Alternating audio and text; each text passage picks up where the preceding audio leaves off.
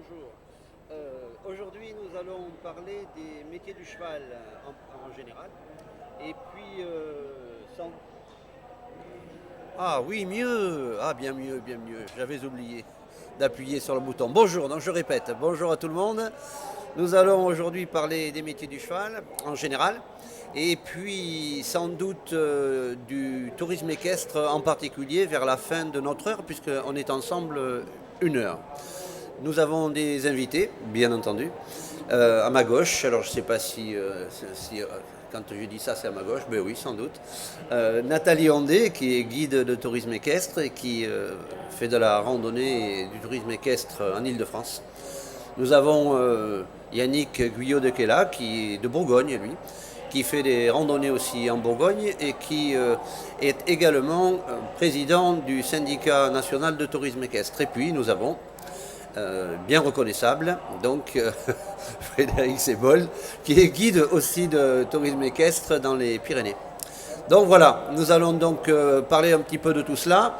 Alors peut-être dire un mot sur le fait que je représente ici une agence, une maison d'édition, avec laquelle nous avons l'habitude de faire des moments d'information, et puis on s'est un peu spécialisé donc un petit peu dans toute la France, un petit peu dans tous les salons. Nous sommes associés à notre camarade des Chevaux du Sud, que l'on rencontre tous les ans au Sainte-Marie-de-la-Mer.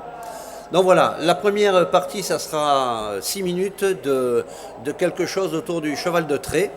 Donc bien voilà, je vous convie à regarder les chevaux de trait avec nous.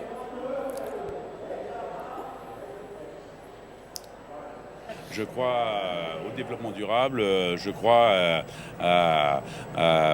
au développement des emplois autour du cheval de trait. Petit à petit, on sent que la mayonnaise prend et qu'on réussit à construire quelque chose qui est un puzzle qui se met en place, quoi. C'est un marché en émergence qui sera, à mon avis, très fort d'ici une dizaine d'années.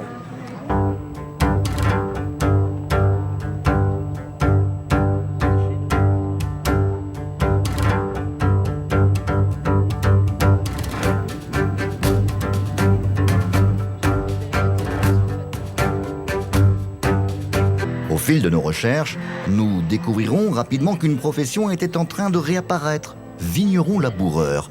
Et c'est le métier de Ramon Garcia. Au château du Puy, dans le Saint-Émilion, il a formé les tractoristes à cet ancien métier. Wow. Très bien, parfait. Très bien. Wow. Le cheval a un intérêt par rapport au tracteur. C'est donc son poids, il est plus léger, donc il compacte moins les sols. Il y a 12-13 ans maintenant, on a cherché à trouver quelqu'un pour venir travailler nos vignes, pour venir travailler nos sols, avec beaucoup de difficultés, puisqu'il n'y avait personne qui faisait ça, c'était le no man's land complet.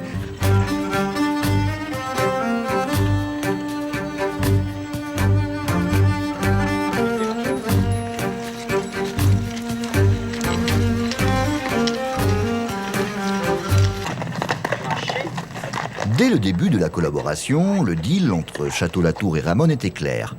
Outre sa prestation de vigneron laboureur, il lui a été demandé de former les tractoristes du domaine. 5 d'entre eux ont donc appris à mener un cheval.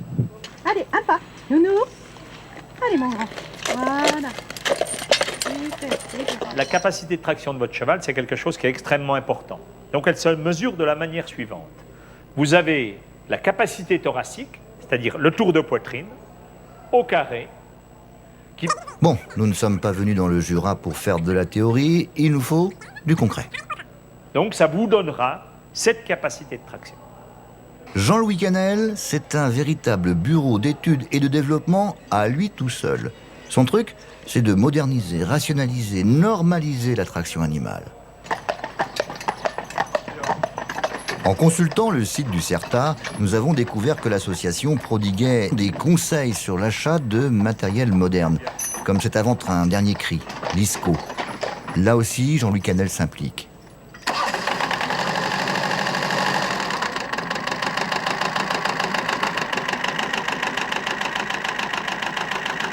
L'ISCO, c'est une faucheuse tirée par une paire de chevaux et actionnée par un moteur auxiliaire. C'est Jean-Louis qui a établi le cahier des charges de l'engin. A priori, ça bouge tout azimut dans la filière du cheval de trait en France. En tout cas, chez les utilisateurs. Pourtant, des éleveurs modernes, ça existe. Nous en avons rencontré en Mayenne. Les Léons, par exemple. Eux aussi sont confrontés au problème de la survie de leur élevage depuis l'effondrement de la filière boucherie. Ce poulain-là, vous allez en faire quoi? Pour les débardages. Débardage de bois, comme de billes, comme dit l'autre. Parce qu'il n'est pas très grand, il est épais, il a de l'os et il convient.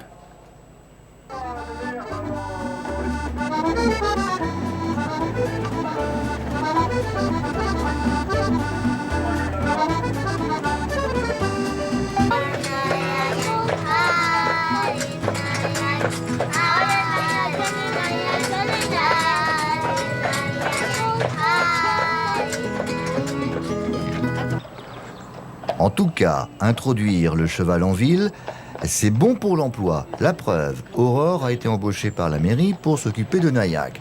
Un boulot rêvé pour cette passionnée d'équitation. Et elle forme avec Nayak plus qu'un attelage, un duo.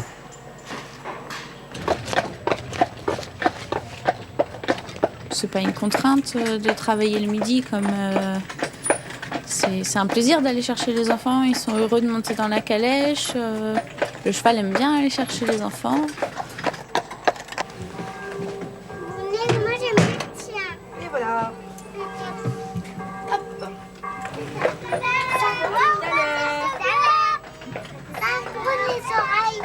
À tout à l'heure. Il a donc été décidé que Nayak serait également affecté aux travaux d'entretien des espaces verts. Moi j'ai été formée avec Nayak, donc le cheval avec lequel je travaille aujourd'hui. Et ça a été un cheval qui m'en a fait baver au départ. Il est absolument nécessaire de lier à l'utilisation du cheval en ville une vraie formation.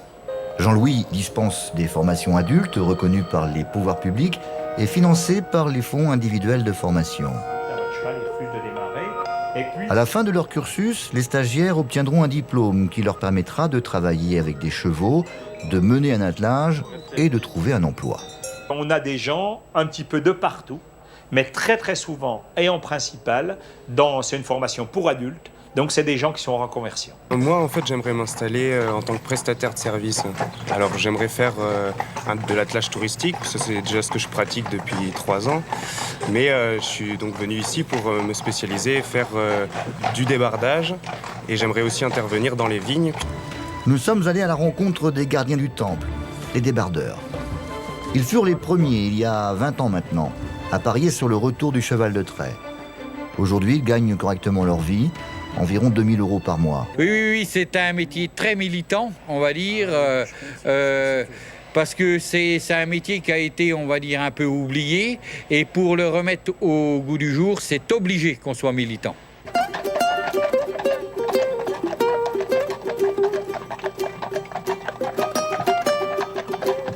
Je crois au fait qu'il y a effectivement un vrai avenir de cette utilisation de l'animal comme une vraie modernité aujourd'hui.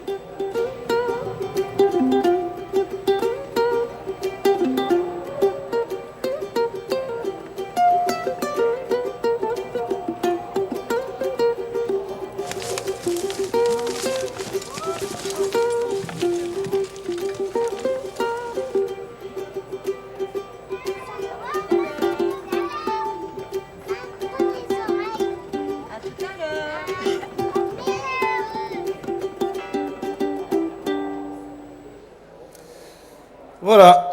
Eh bien, le cheval de trait, peut-être on pourra se poser 2-3 questions avec mes camarades présents sur le plateau pour savoir si, comme le dit Jean-Louis Canel, qui a été celui qui a le plus présenté ces nouveaux métiers ou ces anciens métiers qui revenaient à la mode, pour demander peut-être à Yannick, que pense-t-il lui de ça revient pas, c'est comment que ça se passe pour les chevaux de trait?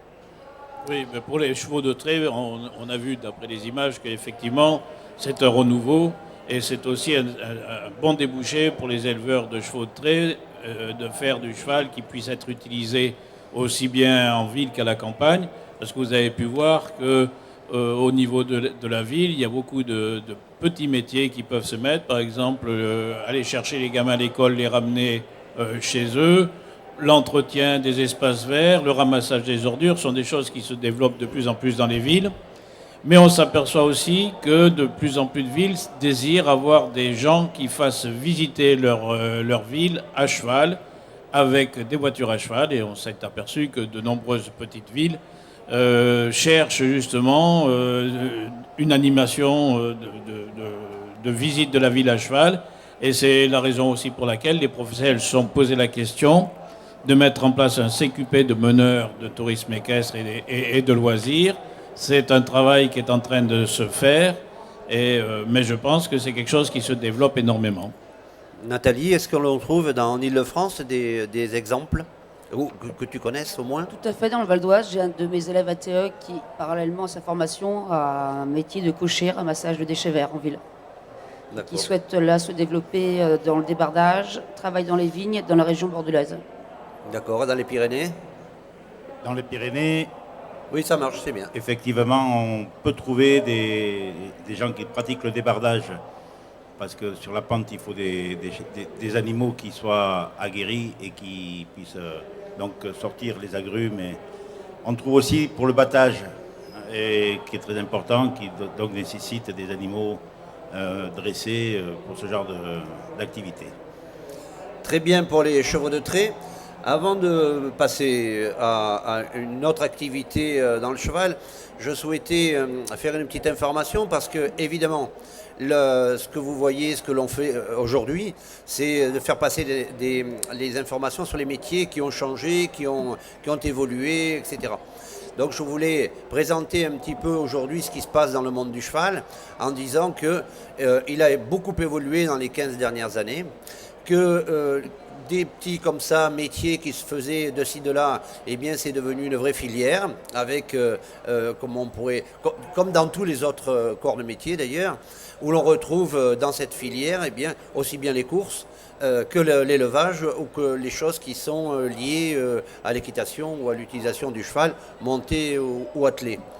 Donc ça a beaucoup changé et parce que disons que les professionnels se sont reconnus, se sont retrouvés et depuis même certainement plus de 20 ans ont décidé de créer les conditions de réunion de ces professionnels en syndicat et en commission paritaire. Alors tout le monde ne le sait pas, mais il y a des syndicats, il y a des syndicats de patrons, il y a des syndicats de salariés, il y a des commissions paritaires d'ailleurs pour toutes les branches, on va appeler ça comme ça, toutes les branches, y compris donc pour cette branche qui concerne l'équitation et le cheval donc l'on monte.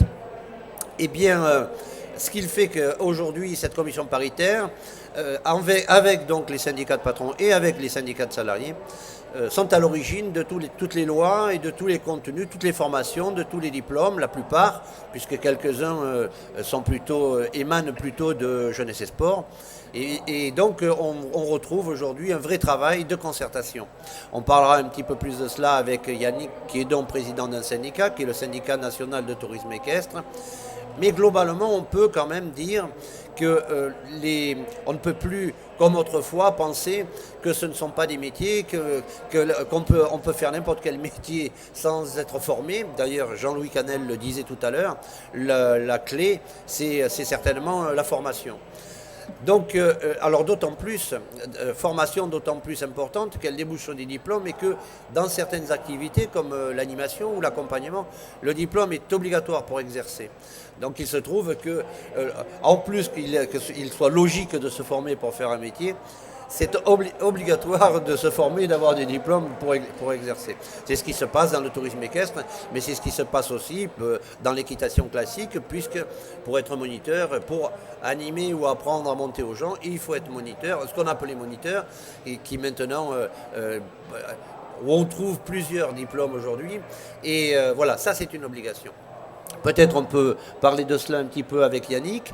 Pour ce qui concerne les diplômes, est-ce que tu peux nous expliquer un petit peu quelle est la différence entre des diplômes professionnels et des diplômes, admettons que l'on dise ça de jeunesse et sport, bien qu'eux-mêmes appellent ça des brevets professionnels? Oui, tout à fait. De toute façon, il faut savoir que dans nos activités, aussi bien d'animation, d'enseignement que d'encadrement, il y a une obligation de diplôme reconnue par l'État. Donc, pour l'équitation en général, il y a plusieurs filières. Il y a une filière nationale, une filière d'État, donc c'est le BPGEPS, le brevet professionnel d'éducation populaire et du sport, qui se conjugue au niveau des activités équestres sur 5 mentions, une mention équitation, une mention tourisme équestre, une mention western, une mention attelage et une mention équitation traditionnelle et de travail. Bon, ça c'est la filière d'État. Et la personne qui a ce diplôme a un diplôme d'enseignant animateur. Ensuite, vous avez une filière fédérale. La Fédération française d'équitation avait déjà depuis très longtemps mis des diplômes en place, et dont 2 diplômes sont restés. C'est l'accompagnateur de tourisme équestre et l'ancien BAB qui est maintenant l'assistant animateur équestre. Et comme disait tout à l'heure Gilbert, la profession s'est quand même constituée en véritable filière professionnelle. Les commissions paritaires existent depuis 1975.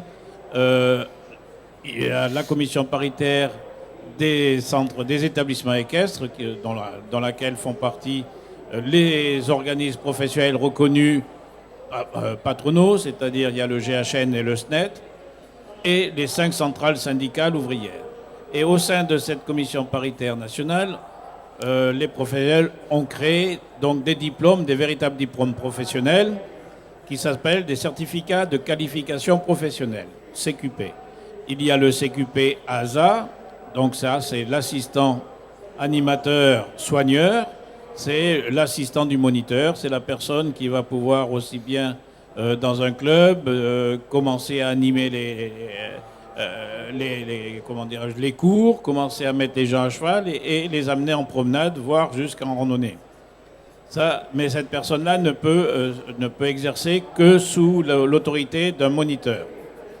Et il y a aussi le CQP ORE, qui est donc l'organisateur de randonnée équestre, qui est quelqu'un qui est tout à fait autonome, qui peut s'installer et qui peut, lui, son titre, c'est le guide enseignant de tourisme équestre. Ça veut dire qu'il enseigne l'équitation pour que la personne qui n'a jamais monté à cheval puisse aller en extérieur en toute sécurité et en autonomie. Donc ça veut dire qu'on ne parle plus à ce niveau-là de faire passer des galops, mais de capacité à monter à cheval. Ce CQPOR, donc, c'est pour le tourisme équestre le métier qui correspond le plus aux personnes qui veulent faire et de la randonnée et de l'enseignement, parce qu'on sait très bien que un club où il n'y a qu'une personne qui ne fait que de l'animation, par exemple prenons un ATE et qui ne peut pas faire d'enseignement, il ne peut travailler qu'au niveau de la saison. C'est un excellent travail pour des saisonniers, mais c'est difficile d'embaucher pour un entrepreneur, d'embaucher un ATE pour le reste de l'année quand il ne fait pas de la randonnée toute l'année. Donc ça, c'est des métiers qui sont en place. Il y a aussi au niveau de l'équitation l'animateur, l'enseignant animateur équestre, c'est le EAE, qui est lui plutôt tourné vers l'équitation. Et justement, actuellement, on est en train de voir si la possibilité de mettre en place un CQP de meneur qui serait autonome, mais ça serait un meneur de tourisme équestre et de loisirs, c'est-à-dire qu'il pourrait aussi bien amener les gens dans les villes pour faire visiter les villes, qui pourrait organiser de la randonnée avec des attelages. Donc on a compris qu'il y avait un certain nombre de formations et de diplômes, alors nécessaires pour certains et pour d'autres pas. Maintenant, peut-être on pourrait faire la différence, parce qu'on l'entend mais on ne le comprend pas tout le temps, entre des formations initiales et des formations professionnelles. Évidemment, on vient de parler de formation professionnelle, c'est-à-dire qu'il faut être majeur, surtout pour l'accompagnement où on demande à être majeur bien entendu. La formation initiale, elle existe pour tout le monde, puisque c'est la formation qui va jusqu'au bac ou plus loin si on veut continuer ses études. Mais ce qui a changé dans ces 10 dernières années, c'est que le monde du cheval est entré dans le monde agricole. La formation naturelle, on va dire, ça serait plutôt un bac agricole. Autrefois, il était sur 4 ans, avec un brevet entre les deux, 2 ans pour le brevet et 4 ans pour le bac agricole. Aujourd'hui, il est sur 3 ans, comme tous les bacs, c'est un bac comme un autre. Et, sauf qu'il est professionnel et sauf qu'on traite les choses sur le cheval. Est-ce qu'on peut dire quelque chose sur ce bac, sur cette formation initiale d'abord, et puis sur ce bac agricole? Oui, non, mais c'est une bonne base. Le bac au niveau agricole, c'est une bonne base, mais il ne permet pas d'exercer puisque à la sortie, on n'a pas le diplôme qui est reconnu par l'État pour animer, encadrer. C'est le seul problème. C'est que quand quand les jeunes sortent d'un bac, il faut qu'ils refassent une formation professionnelle pour pouvoir exercer. C'est vrai que toutes nos formations professionnelles s'adressent plutôt à des adultes. En ce qui concerne les CQP-ASA, comme les ATE, on a des jeunes. Dès qu'on passe au CQP-OR, ça devient plutôt des gens un peu plus âgés qui sont souvent en reconversion. Mais c'est la suite logique. Le CQP-ASA, comme le BAPAT avant, va vers l'ATE, après on va vers le CQP-OR. Ça permet d'avoir une filière dans le métier, de pouvoir, on ne reste pas à un seul niveau. On peut évoluer dans son métier et c'est quand même quelque chose de nouveau. Alors bien entendu, on parle là de métiers qui sont liés au cheval, bien entendu, que l'on pourrait dire immédiatement à côté ou dessus. Mais il y a plusieurs dizaines de métiers qui ne sont pas dans lesquels on ne monte pas à cheval. Par exemple, vétérinaire ou ostéopathe, puisqu'ostéopathe c'est possible aujourd'hui, dentiste équin, maréchal ferrant. Donc ça aussi, ce sont des métiers qui sont liés au cheval, qui aujourd'hui sont offertes à des gens qui ne seraient pas obligatoirement cavaliers. Parce qu'on n'est pas obligé d'être cavalier dans la vie, mais on peut aussi aimer le cheval et aimer de travailler auprès ou avec le cheval. D'ailleurs, à ce propos, peut-être il est bon de dire, parce que tout le monde ne le sait pas, il y a 2 ans, un texte de loi est apparu en ce qui concerne les ostéopathes et les dentistes équins, car contrairement à ce que pensait tout le monde, puisqu'il y en a quelques-uns qui travaillent en France, ce n'était pas une activité, comment j'allais dire, légale, puisque pour pouvoir faire tout ce type de métier, il fallait être vétérinaire. Il y a donc un texte de loi qui est sorti, on attend le décret qui n'est pas encore passé pour savoir véritablement quels seront les temps de formation ou quelles seront les écoles de formation. Il y en a quelques-unes, puisqu'on trouve sur le salon où nous sommes, nous trouvons des écoles d'ostéopathie, puisqu'il y en a une par exemple qui propose une formation sur 5 ans. Il n'empêche que le décret qui accompagne ce texte de loi n'est pas véritablement sorti, donc on ne sait pas totalement comment ça va se faire. Il n'y a pas que l'ostéopathie évidemment. Il y a toute une série d'autres métiers. Il y a par exemple en France un avocat très connu qui est à la fois avocat, à la fois instructeur équestre et qui s'est spécialisé toute la vie et qui a fait que ça, qui n'a fait que d'être avocat dans le monde du cheval. Mais il y a aussi journalistes. On trouve de plus en plus de gens qui sont intéressés à la fois par le cheval et à la fois par l'écriture, et donc pourquoi pas journalistes. Pardon ? Les selliers. Ah, les selliers, oui, bien entendu, les selliers. Il y a donc un certain nombre de métiers que l'on peut faire, ou pas obligatoirement, on est à cheval. Nathalie, tu as quelque chose à dire sur la formation en général? Moi, je dirais que toutes les formations, de quelque nature qu'elles soient, permettent de travailler dans le cheval. Pour ça, souvent, j'ai affaire à des jeunes et je leur conseille de continuer jusqu'à un BTS, même classique, soit un BTS comptable, de communication, de commerce, de tout, et de revenir après au cheval. Tout ce qu'on apprend avant nous sert plus tard dans la profession. Très bien. Je crois même que tu es issu d'un autre métier avant d'être... Ouais, moi avant, j'ai fait pas mal de métiers. J'étais photographe de spectacle, j'ai été secrétaire de direction, j'ai un diplôme d'ingénieur en communication, j'ai fait du droit, j'ai fait de la comptabilité et tout me sert aujourd'hui. Tout.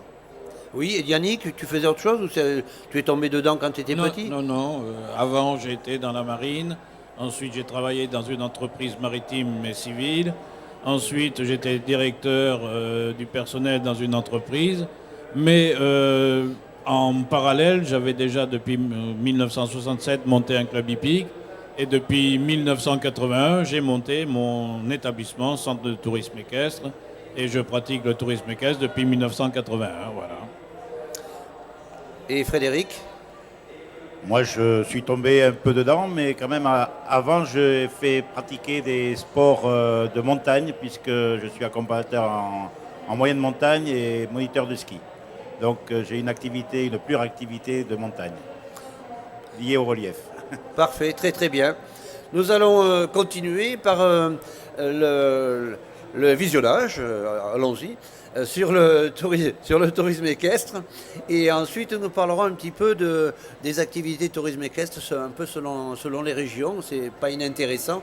Je ne suis pas sûr qu'on fasse du tourisme équestre en Île-de-France comme on le fait dans les Pyrénées ou comme on le fait en Bourgogne. Donc, il sera intéressant de parler un petit peu de ça et puis que nos invités nous expliquent. Donc allons-y pour ce petit bout de film. Je rappelle que le premier film que l'on a vu, ce sont des morceaux, on le présentera tout à l'heure, d'un film qui est passé sur Equidia. Et donc on s'est permis d'en prendre des petits morceaux pour pouvoir mieux vous expliquer, que l'on a monté dans la nuit d'ailleurs. Nous remercions François-Xavier Bigot qui s'est attelé à l'histoire. Et voilà. Et là, c'est la même chose. Le petit bout de film que nous allons voir, eh bien, c'est Didier Parmentier qui l'a tourné. Et nous en avons extrait des morceaux pour que ce ne soit pas trop long, donc qui dure un peu plus de 6 minutes. Voilà. Allons-y pour le tourisme équestre.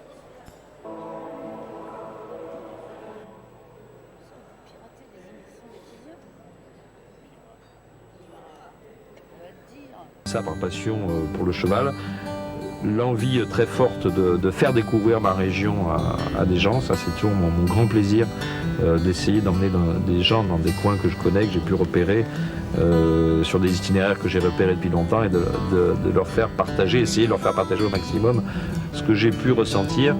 Et essentiellement c'est de vivre avec le cheval pendant une semaine, 2 semaines, voire plus longtemps si on voyage plus longtemps.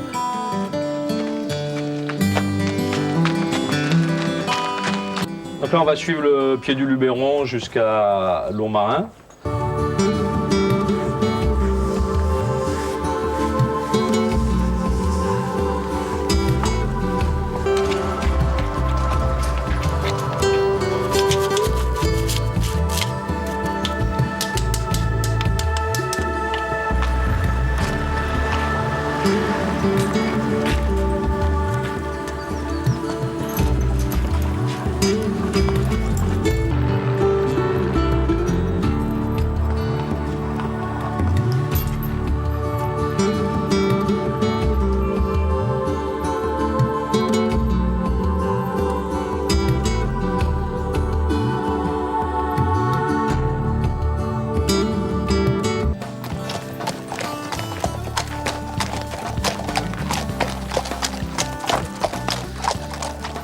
Celle-là.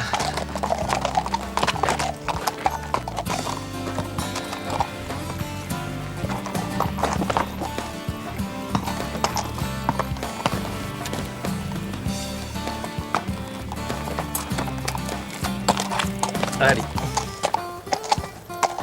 C'est parti.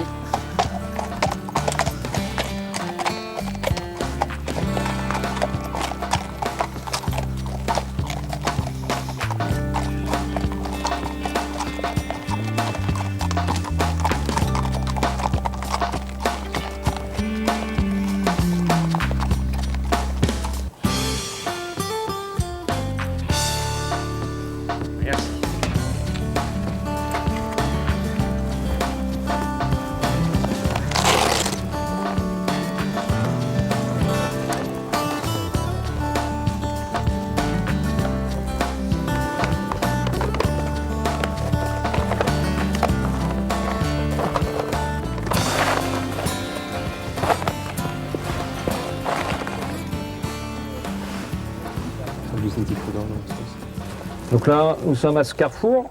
On va monter jusqu'au Mournègre, qui est le sommet du Luberon, à 1125 mètres. On va marcher sur la crête. On va suivre cette piste, qui est marquée d'ailleurs en équestre, avec ce pointillé bleu.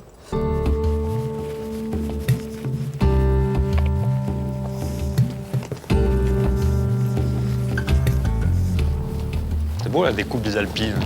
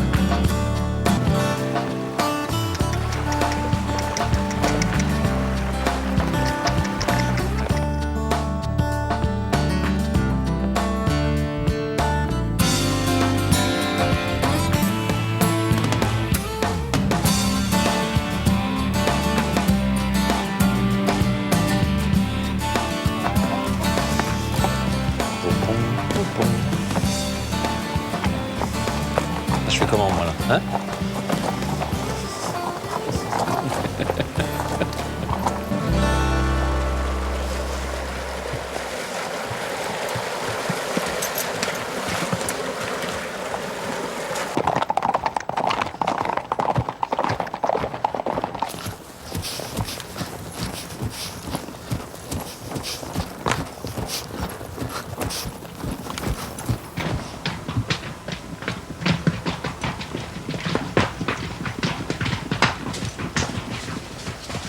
C'est bon là. La pille.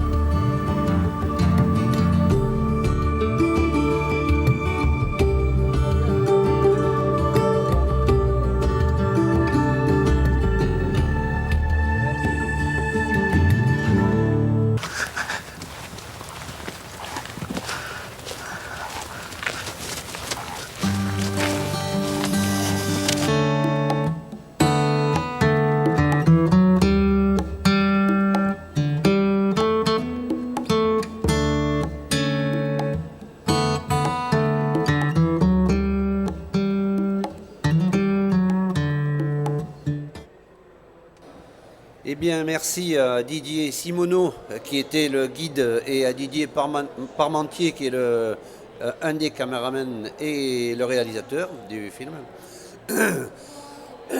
Pardon, excusez-nous. Donc nous voilà, nous sommes visités, je ne sais pas si on le voit, oui, on le voit très bien. Nous sommes visités par un poney. Il y a beaucoup de chevaux et de poneys ici, donc il n'y a pas de souci. Et donc nous nous retrouvons sur le salon du cheval de Villepinte, Paris, où nous sommes en présence de nos trois invités, qui sont Nathalie Andé, Frédéric Zébol et Yannick Guillaudequela. Donc le petit moment d'échange que nous allons avoir, ça va plutôt être sur des pratiques dans les pays, puisque ce sont chacun d'un pays différent. Peut-être Nathalie, alors en Ile-de-France, on fait quoi comme randonnée? Parce qu'on a l'impression qu'il n'y a que des autoroutes. Alors donc, qu'est-ce qu'on fait en Ile-de-France? Alors, contrairement aux idées reçues, en Ile-de-France, nous avons une multitude de chemins utilisables toute l'année, généralement en sable. J'ai beaucoup de collègues de province qui viennent régulièrement avec leurs chevaux, leurs cavaliers à la maison pour randonner une semaine, 15 jours. On peut faire tout le tour de l'Île-de-France. que par des chemins. À titre d'exemple, une année, nous sommes montés au château de Versailles, le dernier jour. Mis bout à bout, même les traversées de route, j'ai fait 1,5 km du bitume pour arriver au pied du château. Donc c'est vraiment une région idéale pour randonner. Relativement facile, on n'a pas de grosses difficultés comme la montagne. Au niveau topographique, c'est aussi moins, comment dirais-je, moins difficile que la Bourgogne. La Bourgogne est belle, mais des fois au niveau topographie, c'est pas facile, c'est un jeu. Oui, les barrières aussi peut-être, moins de barrières peut-être en Ile-de-France. Moins de barrières, moins de... On n'a pas de barrières, on est vraiment libre. On a de belles allées et on tourne vraiment toute l'année. D'accord. C'est quoi la clientèle des randos Île-de-France? C'est des gens d'Île-de-France? Alors pour nous, à 95%, c'est des gens d'Île-de-France. Mais j'ai une petite clientèle étrangère québécoise. Et j'ai plus rarement des cavaliers d'un peu toute la France. À quel endroit vous êtes? On est à Nemours, accès direct par autoroute depuis Paris. Alors on est à peu près à 50 minutes de Paris. D'accord. Ce sont des randonnées de 1 à quoi comme journée? À une semaine, à 15 jours? Le maximum qu'on ait fait, c'est 7 semaines d'affilée. 7 semaines? Ouais. Ah oui, ça fait une... C'est-à-dire qu'on est basé en Ile-de-France, mais on randonne sur toute la France. D'accord. On part de chez nous vers le Sancerre, vers le Berry, pas très loin des Pyrénées. Une année, on a rejoint la Méditerranée, on est remonté. D'accord. On tourne vraiment partout. Nous, notre but, c'est de faire connaître nos cavaliers l'Île-de-France et ensuite les emmener ailleurs. Je ne suis pas sans avoir entendu parler du Québec. Tout à fait. Alors, Québec, parce que ça va faire un peu long depuis Nemours jusqu'au Québec. À Québec, je me souviens, ça fait 2 ans effectivement qu'on a monté un projet avec des Québécois dans une volonté d'échanger autour du cheval et du tourisme équestre. Donc j'emmène tous les ans une quinzaine de cavaliers au Québec. On randonne là-bas et je les fais participer du moins assister au meilleur rodéo nord-américain en extérieur depuis plus de 14 ans. Et bien très intéressant car on s'est rendu compte qu'en France, on est libre de circuler, ce qui n'est pas le cas en Amérique du Nord, parce que tous les chemins sont privés, toutes les propriétés sont privées, il faut des droits d'accès, des autorisations de passage. Il faut savoir qu'une amende là-bas, c'est 400 €, pardon, 500 $. Et quand on revient en France, on est quand même content d'avoir un tourisme équestre et une liberté de circulation importante. D'accord. Et tout à l'heure, on parlait des formations de tourisme équestre. Oui. Les Québécois m'ont fait... Ils ont la demande d'une vraie formation de tourisme équestre. Ils nous envient énormément. Ah oui, parce que dans ton club, tu fais aussi de la formation. Moi, je fais également de la formation. Mais par exemple, ce qui a épaté les Québécois quand j'ai fait venir en France, c'est que quelle que soit la région, nous on prend une carte, une boussole et on roule. On trotte, on galope, on va à droite, à gauche, on arrive à l'étape sans aucun problème. On sait où on va. On sait où on va, même si on ne connaît pas la région. Eux n'ont pas cette possibilité-là. Ils n'ont pas cette formation-là. D'accord. Voilà. Mais sinon, très belle expérience et très bel échange de cavaliers entre l'outre-Atlantique et le Vieux-Monde. Merci Nathalie. La ponette, elle est... parce que je crois que c'est une ponette. Elle peut parler dans le micro? Bonjour. Ça marche ou pas? Ah voilà, très bien. Très bien. Elle vient d'où la ponette? Du lycée Vaxergue à Sainte-Afrique. Vous avez compris? Le lycée Vaxergue à Sainte-Afrique. Ah, lycée Vaxergue, évidemment, lycée Vaxergue. Bravo. Alors, le lycée Vaxergue est un exemple, d'ailleurs, de lycée qui fait des bacs professionnels liés au cheval. Ils ne font pas que ça, d'ailleurs, à Vaxergue. Et voilà. Et ils sont présents ici sur le salon parce que ce sont eux qui animent ce sont eux toutes les petites mains qui font plein de choses à droite, à gauche, que ce soit dans le cheval toute la journée ou que ce soit dans les spectacles. Voilà. Enfin, sans Vaxergue, il n'y aurait pas de salon, évidemment. Donc, Yannick, tu nous parles de la Bourgogne? Oh oui, je peux parler de la Bourgogne. La Bourgogne, c'est un pays magnifique. Il y a 4 départements dans la Bourgogne, donc on peut trouver tout ce qu'on veut. La Bourgogne, c'est les portes de Paris jusqu'aux portes de Lyon. Donc c'est quand même un espace dans lequel on peut randonner, et en plus agréablement, puisque en Bourgogne, on n'a pas besoin d'en parler, mais il y a les vins déjà qui sont très connus. Il y a des vins, on les a dans les 4 départements de la Bourgogne. En plus, on a aussi dans le sud la viande, puisqu'on est dans un pays d'élevage du charolais. Les paysages sont magnifiques.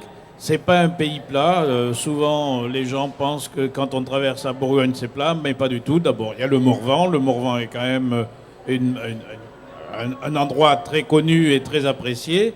Mais vous avez toutes les petites provinces, puisque on passe du charolais, du brionnais, du clunisois. Après, ça c'est dans le sud. Après, on monte plutôt dans les vignobles de la Bourgogne du centre, la Côte d'Or. Ensuite, on va se retrouver dans Lyon, dans la Nièvre, où on a des paysages magnifiques. Alors, contrairement à ce que j'ai entendu tout à l'heure aussi, on n'a pas de barrière. L'avantage de nos itinéraires, c'est que pour beaucoup, il y a beaucoup d'endroits, par exemple, où il n'y a jamais eu de remembrement, ce qui fait que tout est comme à l'origine. Et dans nos pays, aussi bien pour l'élevage que pour les vignes, il y a énormément de chemins qui permettaient d'accéder aux pâtures, qui permettaient d'accéder dans les vignobles. Et tous ces chemins sont là. Dans notre secteur, enfin du côté de Lyon, vous avez la visite de Vézelay. Dans le sud, on a Cluny, par exemple. Et dans toutes les églises, dans tous les pays, il y a des petites églises romanes. On a une architecture romane magnifique. Et bien sûr, les chevaux de tourisme équestre sont des chevaux qui vivent en extérieur et qui ne posent aucun problème. Et en Bourgogne, le tourisme équestre se porte bien. Simplement, il faut attendre un petit peu les événements, parce que si la TVA passe à 20%, c'est sûr qu'énormément de petits établissements qui vous font visiter leur région risquent d'avoir des gros problèmes. Donc il faut absolument se mobiliser pour que cette TVA reste à un taux réduit pour l'équitation et pour toutes les activités équestres. C'est quoi la clientèle alors Bourgogne? Alors la clientèle bourguignonne, c'est plutôt, il y a bien sûr de la clientèle locale qui vient, mais la clientèle locale, elle vient surtout pour apprendre à monter, pour s'habituer un petit peu en extérieur. Mais la clientèle la plus importante qu'on a, c'est de la région parisienne, de la région lyonnaise, et aussi beaucoup d'étrangers, puisqu'on a beaucoup d'Allemands, de Hollandais, de Danois, de Suisses, on n'est pas loin de l'Oasis, qui viennent randonner. Pour la clientèle de randonnée, c'est beaucoup une clientèle étrangère. Et voilà, donc les gens viennent bien en Bourgogne pour visiter la Bourgogne, pour se déplacer. Et les randonnées durent de 2 à 5, 6, 7, 8 jours autour d'un lieu. Voilà, ça s'appelle le Moulin de Vaux, chez Yannick. Et c'est un très très joli endroit d'ailleurs. C'est en plein milieu de l'élevage de charolais. Voilà. C'est à côté de Charolles. Voilà. Et on y mange D'ailleurs, on peut manger chez Yannick. On mange des côtes de bœuf, pas piquées en auto. Donc... Mais du vrai charolais. Ah, du vrai charolais. Et Frédéric, alors, comment on fait pour aller randonner dans les Pyrénées? C'est dangereux, non? Oui, les Pyrénées sont dangereuses, mais quand on les connaît bien et quand on a une cavalerie bien adaptée, on les aborde très facilement. Mais il faut savoir que les Pyrénées, c'est 400 mètres de long, 400 km de long sur 150 km de large. C'est une montagne, une cordillère, donc coupée de vallées et de hautes montagnes, mais aussi transfrontalière avec un côté sud espagnol, catalan, basque, côté nord, donc on a aussi 5 ou 6 départements qui se les partagent, des Pyrénées-Orientales jusqu'au Pays Basque, des Pyrénées-Atlantiques. Donc vous avez beaucoup de vallées et d'endroits à connaître. Donc nous sommes une trentaine de centres équestres, de tourisme équestre à se partager ces montagnes-là. Donc je vous invite à venir les découvrir. Car, vous allez en Espagne? Absolument, absolument. Nous sommes transfrontaliers et nous pratiquons beaucoup de randonnées versant espagnol. D'accord. Et c'est quoi les clients, alors, la clientèle La clientèle de tous bords, effectivement, puisque nous sommes un peu éloignés des grandes métropoles, mais nous avons de la clientèle donc, qui vient de partout, de l'étranger, comme des Parisiens et effectivement de toutes les grosses villes. Et au niveau des chevaux, c'est pas un petit peu plus dangereux de la montagne? Parce que je présume qu'il y a des endroits où vous passez, ce sont des sentiers, parce qu'il ne doit pas y avoir tellement de grands chemins ou de grandes routes.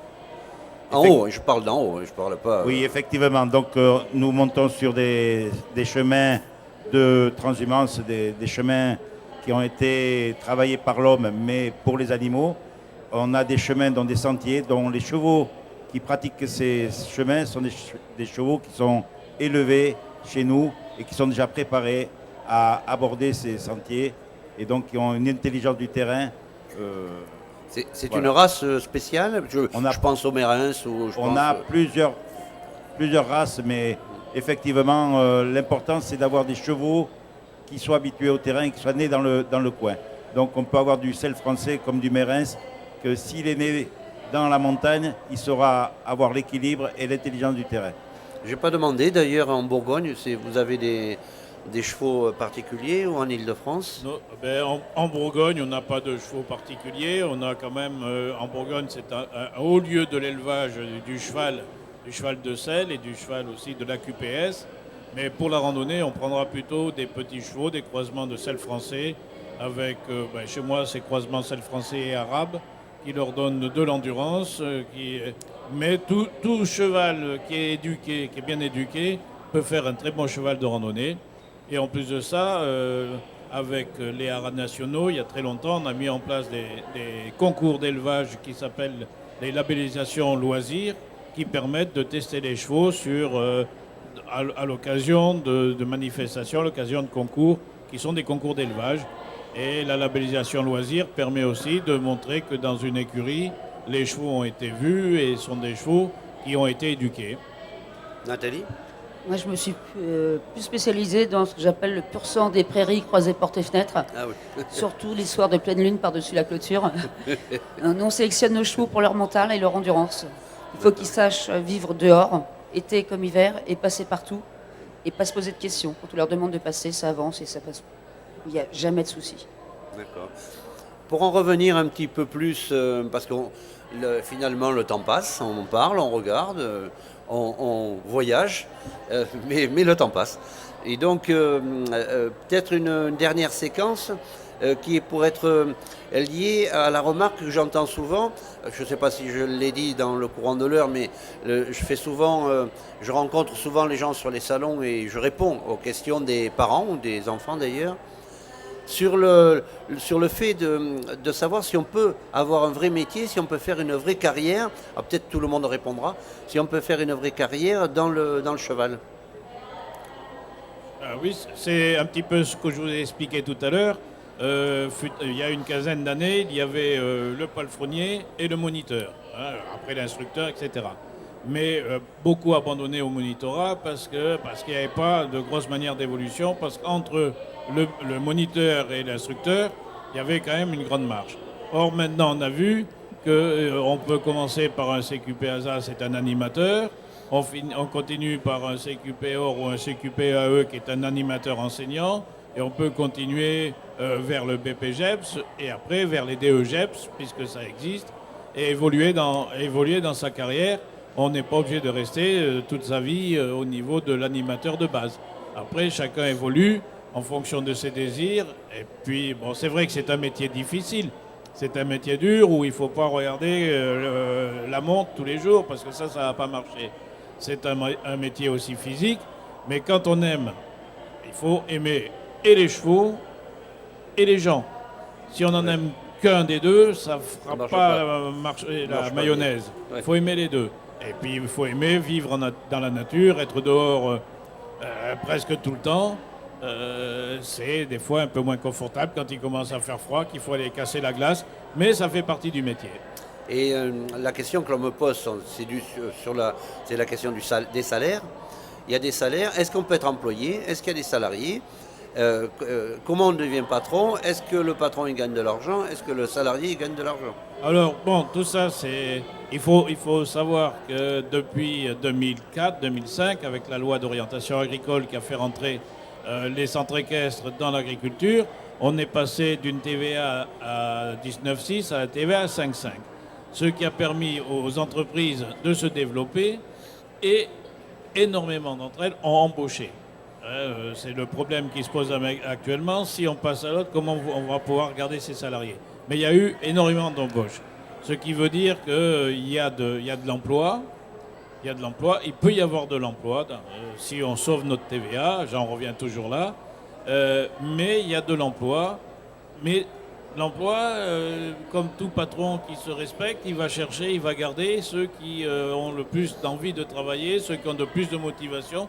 parce qu'il y a beaucoup de jeunes qui arrivent dans le métier en croyant que on aime le cheval, on est monté dans un club hippique ou on est monté dans un centre équestre et on s'est occupé un petit peu des chevaux, mais on s'en est occupé pour le plaisir. À partir du moment où on est salarié dans une entreprise, c'est pas que quand on en a envie, c'est tout le temps. Donc il faut bien que les jeunes se mettent ça en tête. Et le mieux, c'est qu'ils aillent quand même, qu'ils fassent des stages, qu'ils aillent dans le métier, qu'ils voient comment ça fonctionne. Mais il y a du travail, il y a de l'avenir. Mais voilà, il faut de la volonté, il faut aimer Et alors après, bien sûr, devenir patron, c'est pas compliqué, mais il faut en avoir déjà envie. Il faut avoir quelques moyens, il faut avoir de l'expérience. Et un jour, on peut se dire, tiens, je vais monter ma propre entreprise. Si on a les diplômes requis, c'est-à-dire à partir du CQPR, même de l'ATE, pour faire que de l'accompagnement de promenade ou de randonnée, à partir de ce moment-là, on peut monter une petite entreprise. C'est pas énorme, c'est pas très compliqué à faire. C'est quoi le montant du salaire? Et puis on va demander son avis. Alors, le montant du salaire, de toute façon, en débutant, c'est le SMIC. D'accord. En débutant, c'est le SMIC. Actuellement, justement, dans les commissions paritaires, on est en train de retravailler sur ces grilles d'emploi et de salaire pour essayer de donner un peu plus d'attractivité à notre métier. Mais il faut savoir que les employeurs et les petites boutiques, ce n'est pas les gens qui gagnent beaucoup d'argent. Il y a du travail, mais on ne gagne pas beaucoup d'argent. Merci Yannick. Frédéric, il dit quoi? Effectivement, au niveau du salaire, il faut savoir tout faire. Et donc, il faut avoir tous les atouts en main pour pouvoir développer sa structure si on veut se monter en entreprise, en auto-entrepreneur, je dirais. Donc, effectivement, si vous ne savez pas ferrer, si vous n'avez pas rentré dans la communication, si vous ne savez pas vous déplacer, si vous n'avez pas de camion, il faut savoir tout faire. Donc, voilà. Donc, la porte est ouverte à beaucoup d'évolution dans ce métier-là, de toute manière. Et est-ce que toi, tu es patron? Oui, moi je suis patron, agriculteur, éleveur et je fais mon foin, j'essaye d'être en autarcie, je ferme mes chevaux et j'essaye de transmettre tout ça aux gens qui m'entourent. Et est-ce que ça permet d'avoir un salaire? C'est quoi le salaire d'un patron? Le salaire d'un patron est difficile à évaluer parce qu'on est toujours en train de réinvestir. Le peu que l'on a, on le réinvestit. Donc du coup, c'est sur ce qu'il vous reste, il faut penser que de bien vivre et d'en profiter au maximum. Mais en fait, il ne faut pas penser non plus à gagner beaucoup d'argent, je pense. D'accord. On est toujours en train de le réinvestir. Merci Frédéric. Nathalie, elle dit quoi? Mais je dirais que c'est bien résumé, j'ai rien d'autre à rajouter. Je voudrais juste, par contre, dire une chose, c'est que les difficultés que peut avoir un centre équestre, c'est les difficultés que rencontre toute petite entreprise en France.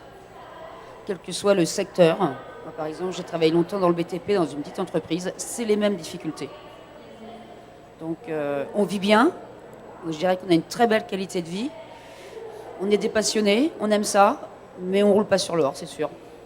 Mais entre choisir la qualité et un boulot de salarié de tous les jours, je préfère la qualité de vie. Ça coûte quoi un cheval aujourd'hui? Un cheval de rando? Ça coûte pas très cher. Ça coûte pas très cher un cheval de rando, mais ce qui coûte le plus cher, c'est l'entretien, je dirais. Absolument, on peut acheter des chevaux pas chers, mais l'entretenir, ça revient un peu beaucoup plus cher. Mais il faut savoir que dans les prix, il y a tous les prix. Ce qu'il faut éviter, c'est souvent les chevaux droits et forts. Vaut mieux trouver un petit cheval, un jeune cheval qui n'a pas d'origine peut-être, mais qui va être très bien pour faire de la randonnée et du tourisme équestre, plutôt que de prendre un cheval qui a déjà couru comme trotteur ou galopeur et qu'il va falloir retravailler entièrement pour le mettre à notre main, pour le mettre dans des conditions où il ne va pas avoir peur en extérieur, où il ne va pas prendre la main, où il va être bien. Vaut mieux acheter des chevaux qui sont nés et qui vivent à l'extérieur. D'ailleurs, me disait un professionnel, en réalité, la problématique du cheval ou de la randonnée, c'est pas tant le dressage du cheval que les cavaliers, parce que je présume que dans vos cavaliers, vous avez énormément de gens qui ne savent pas monter à cheval, justement. Alors moi j'ai les deux. On va dire que le jeune cavalier, celui qui vient apprendre avec nous, on lui apprend également le savoir-vivre équestre. C'est des choses de base dans la vie. Bonjour, merci, au revoir, c'est une base. À cheval, c'est la même chose. Et pour les cavaliers, on va dire plus aguerris, on leur apprend la manière de vivre du tourisme équestre. C'est-à-dire que nous, on ne va pas placer nos chevaux pendant 1 heure, 2 heures. On leur demande d'avancer, d'être calme. Et on essaie d'expliquer aux cavaliers que quand ils se sentent bien à cheval, ils ne gêneront pas le cheval. Tout simplement. Donc oui, il y a une éducation du cheval dans nos métiers, mais il y a une éducation de l'homme également. Bon, ça veut dire qu'on peut dire à des gens jeunes, continuez vos études, faites un bac ou plus d'ailleurs, si affinité, et puis dirigez-vous vers un brevet GEPS par exemple, qui est un brevet de jeunesse et sport, ou tout simplement une formation professionnelle, puisqu'on a la chance, ce n'était pas le cas dans les années avant 2000. Et là, aujourd'hui, on a la chance d'avoir beaucoup de formations et des diplômes qui vont du plus simple de type niveau CAP jusqu'à niveau 4, si on dit niveau 4 par exemple pour le bac. Et donc, ça permet d'avoir tout un éventail de formations, et pas que dans le tourisme équestre, évidemment. Mais bon, le tourisme équestre, ça nous tient à cœur, évidemment. Donc, on en parle davantage. Fred ? Oui, on peut aborder le métier en faisant une formation d'apprentissage.